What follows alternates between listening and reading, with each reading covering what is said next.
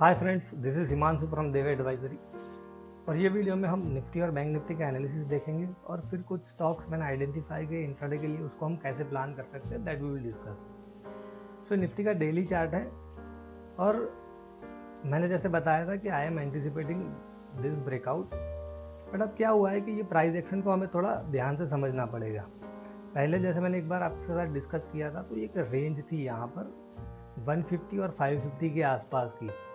वो रेंज को ब्रेक करके जो यहाँ पर एक रेजिस्टेंस है दैट इज़ अराउंड 15,050 के आसपास, वो लेवल के आसपास मार्केट गया था। फिर यहाँ से काफ़ी सेलिंग आया और मार्केट 20 और 50 EMA के आसपास वापस आ गया। बट वापस जो हम कह सकते हैं कि बुल्स ने काउंटर अटैक लॉन्च किया यहाँ पर और वापस उसी रेजिस्टेंस के आसपास जाके अब मार्केट क्या है कि 20 और 50 EMA के आसपास होल्ड कर रहा है और 50 EMA के आसपास एक स्ट्रॉन्ग सपोर्ट है ऐसा हम कह सकते हैं। और यहाँ पर एक डोजी कैंडल बनाई है और 20 EMA के आसपास ही हमने अब क्लोजिंग दिया है। सो माय पॉइंट इज कि I was anticipating this breakout like this कि यहाँ से मार्केट जो है वो अब सीधा चला जाएगा। बट अब क्या है कि एक हेल्दी ब्रेकआउट की प्रिपरेशन कर रहा हूँ ऐसा मुझे लग रहा है। बिकॉज आप देखिए कि मार्केट यहाँ गया, फिर नीचे आया, उसी रेजिस्टेंस को टच किया और फिर यहाँ पर होल्ड कर रहा है। So now what I think कि जो एक लास्ट जो बेरिश कैंडल यहाँ पर जो बनाई है उसका जो हाई है दैट इज़ अराउंड 14,800 के आसपास हाई है।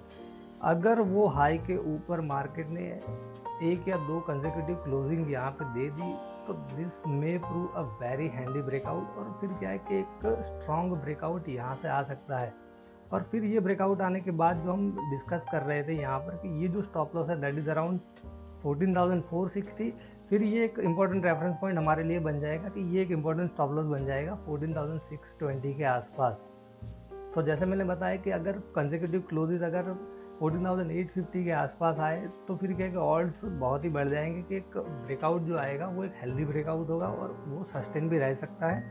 तो अब देखते हैं कि प्राइस एक्शन किस तरह से होती है, मूव्स कैसे आते हैं, उस पर बहुत सारी चीज़ें डिपेंडेंट रहेगी। अब हम देखते हैं बैंक निफ्टी का एनालिसिस।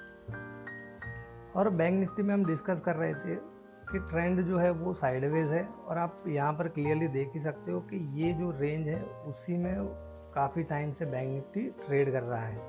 और अब यहाँ पर एक इंटरमीडिएट जो सपोर्ट है दैट इज़ अराउंड 32,100 के आसपास का, ये जो कैंडल का लो है दैट इज़ 32,134।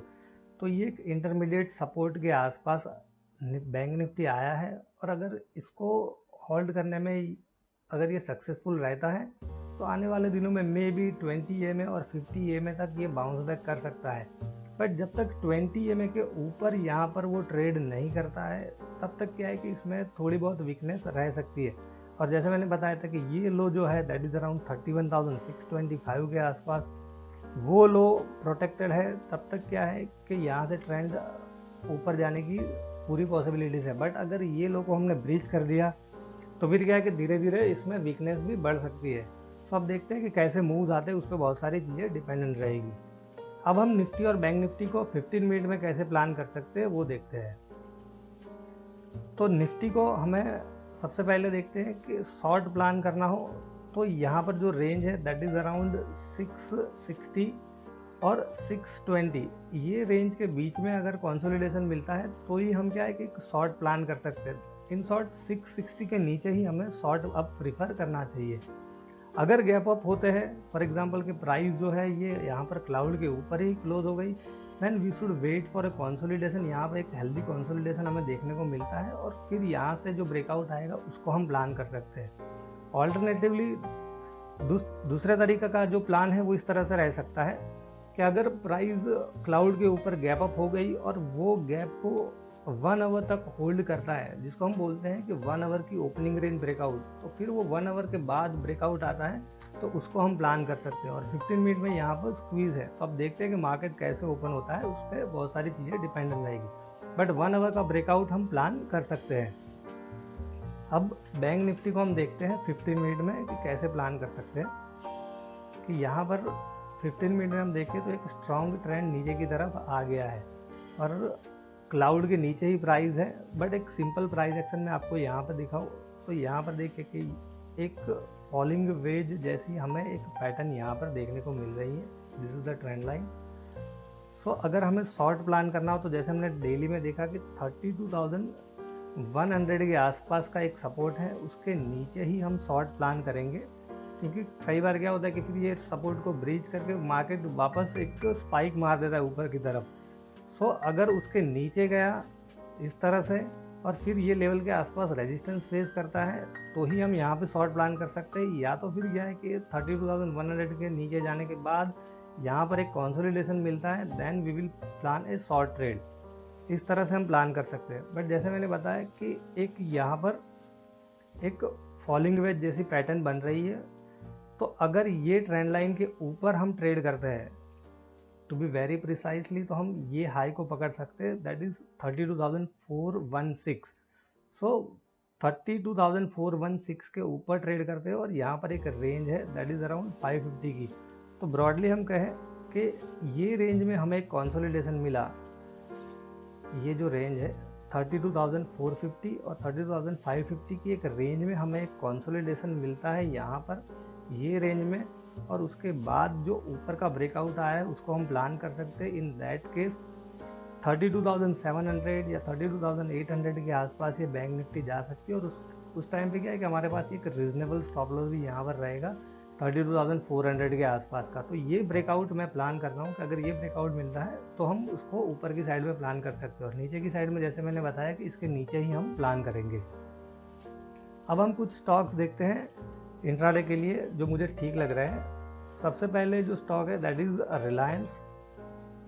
रिलायंस का स्ट्रक्चर 15 मिनट में आप देखिए कि प्राइस जो है यहाँ पर क्या है कि क्लाउड के ऊपर क्लोज दिया है, और रिलायंस का हम डेली चार्ट यहाँ पर एनालाइज करें तो उसके हिसाब से भी क्या है कि स्ट्रक्चर मुझे थोड़ा ठीक लग रहा है, क्योंकि ये जो फॉलिंग वेज थी या तो एक सी में एंडिंग डायगोनल है, उस पर हम बाद में डिटेल में चर्चा करेंगे। बट ये ब्रेकआउट देने के बाद यहाँ पर ये ट्रेंड लाइन के आसपास ही सपोर्ट लेकर एक रेंज यहाँ पर बनाई है, and going forward what I expect ये 50 EMA को टच कर सकता है, ऐसा मेरा मानना है। तो अब हम उस ट्रेड को कैसे प्लान कर सकते हैं वो हम देखते हैं। तो यहाँ पर देखिए कि प्राइस जो है वो क्लाउड के ऊपर है, और यहाँ पर 20 EMA के आसपास का रेजिस्टेंस है, दैट इज़ अराउंड 1948 के आसपास उसकी 20 EMA है, और दूसरा जो एक इम्पोर्टेंट रेजिस्टेंस है वो यहाँ पर है, दैट इज़ अराउंड 1955 के आसपास। 1955 के आसपास एक यहाँ पर रेजिस्टेंस है। तो अब इंट्राडे में प्लान करना हो तो मैं किस तरह से देखता हूँ कि अगर प्रीवियस डे हाई के ऊपर हमें एक कंसोलिडेशन मिलता है, अगर रिलायंस यहाँ पर गैप अप हुआ और ये रेंज में हमें कंसोलिडेशन मिलता है, तो एक स्पाइक यहाँ पर हमें देखने को मिल सकता है कि 1955 1960 के आसपास जा सकता है। बट अगर यहाँ पर भी हमें कंसोलिडेशन देखने को मिलता है, सो ये मेरा एक डिज़ायरेबल प्लान है, दैट इज़ मेरा एक प्रीफर्ड, ये जो बोलते हैं कि एक प्लान है कि इसमें हम इस तरह का कंसोलिडेशन देखने को मिलता है, तो ये डेफिनेटली एक स्ट्रॉन्ग ब्रेकआउट रह सकता है। सो 1945 1955 के बीच में अगर इस तरह का कंसोलिडेशन मिलता है तो हम प्लान कर सकते हैं, या तो फिर ये एक रेंज में कंसोलिडेशन मिल सकता है, या तो फिर क्या हो सकता है कि ये ब्रेकआउट देने के बाद यहाँ पे प्राइस जाके थोड़ा हॉल्ट कर सकती है और वापस यहाँ पे थोड़ा बहुत टाइम स्पेंड कर सकती है 1955 के आसपास। तो इन दैट केस हम क्या है कि थोड़ा स्केल अप भी कर सकते हैं, एंड आई एम एक्सपेक्टिंग 1970, ये एक इंपॉर्टेंट स्विंग है यहाँ पर देखिए 1971 1980 के आसपास, और वो 50 EMA की लाइन है, तो उसके आसपास जाने का रिलायंस ट्राई कर सकता है। तो इस तरह से हम रिलायंस को प्लान कर सकते हैं। दूसरा जो ट्रेड है जो मुझे ठीक लग रहा है दैट इज़ L&T। अब हम देखते हैं L&T को। L&T में भी देखिए कि ये रेंज मैंने मार्क करके रखी है, और L&T का डेली का स्ट्रक्चर हम देखें यहाँ पर तो क्या है कि थोड़ा इम्प्रूव हो रहा है ऐसा मुझे लग रहा है, क्योंकि यहाँ पर क्या है कि वॉल्यूम के साथ जा रहा है, और जो RSI है डेली की दैट इज़ अराउंड 59 के आसपास है, और 60 पे इट इज़ नॉकिंग। तो ये एक यहाँ पर हर्डल है दैट इज़ अराउंड 1425 के आसपास, और एक इंटरमीडिएट हर्डल यहाँ पर है दैट इज़ अराउंड 1435। तो ये दोनों लेवल मैंने यहाँ पर मार्क करके रखे हैं।